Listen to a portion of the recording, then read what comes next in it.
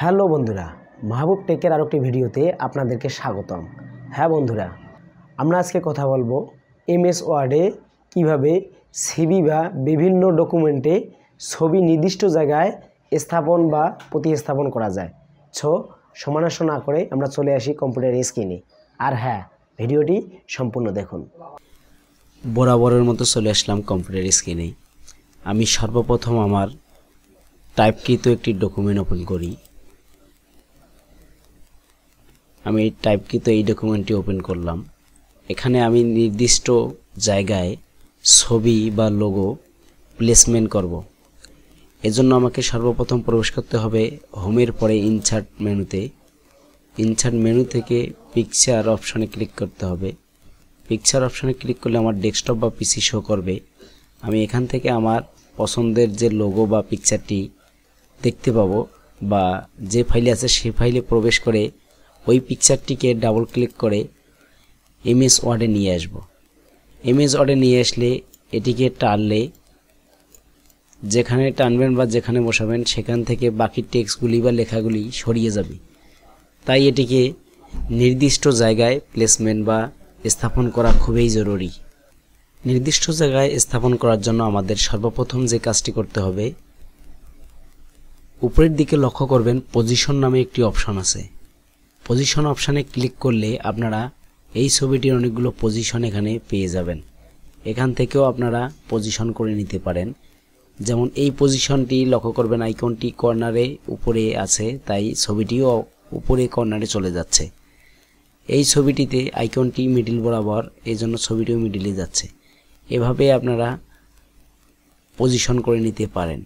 সবথেকে আমাদের সুবিধা হবে যে কাজটি করলে, সেটি হচ্ছে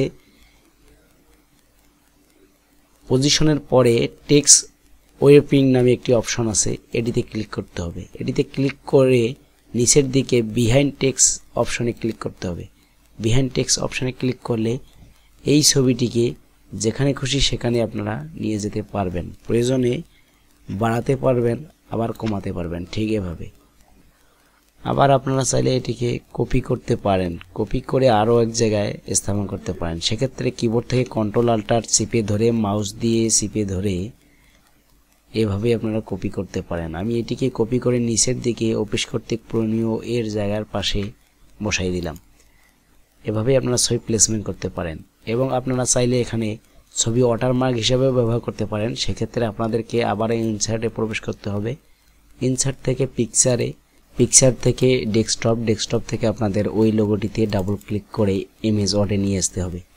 এখান থেকে পূর্বের নয় আবারও টেক্সট ওয়েপিং, ওয়েপিং থেকে বিহাইন্ড টেক্সট, বিহাইন্ড টেক্সটে ক্লিক করে ছবিটির কর্নারে ধরে হালকা করে একটু বড় করে নিয়ে আপনাদেরকে যেতে হবে এই কর্নারে। এই কর্নারে গিয়ে আপনাদের এখান থেকে ব্রাইটনেসটি একটু কমিয়ে দিবেন, অর্থাৎ +40% আমি করে দিলাম। এবার কন্ট্রাস্টটা আর একটু কমিয়ে দিবেন।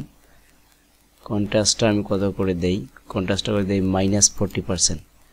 দিলেই আমার এই লোগোটি ফর্মের মধ্যে ওয়াটারমার্ক হিসেবে সুন্দরভাবে ব্যবহৃত হলো। এখন আমি যদি এখানে একটি পাসপোর্ট সাইজের ছবি বসাই, সেক্ষেত্রে আবারও আমাকে প্রবেশ করতে হবে ইনসার্টে। ইনসার্ট থেকে পিকচারে, পিকচার থেকে ডেস্কটপ বা হার্ড ডিস্কে, হার্ড ডিস্ক থেকে যে ছবিটি আমি প্লেসমেন্ট করবো সেটিতে ডাবল ক্লিক করব। ডাবল ক্লিক করলে আবারও এই ছবিটি পূর্বের ন্যায় ইমেজ ওয়ার্ডে চলে আসবে।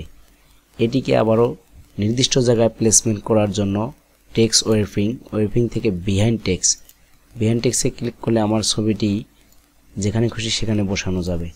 আমি এই ছবিটিকে এখানে বসাই দেব।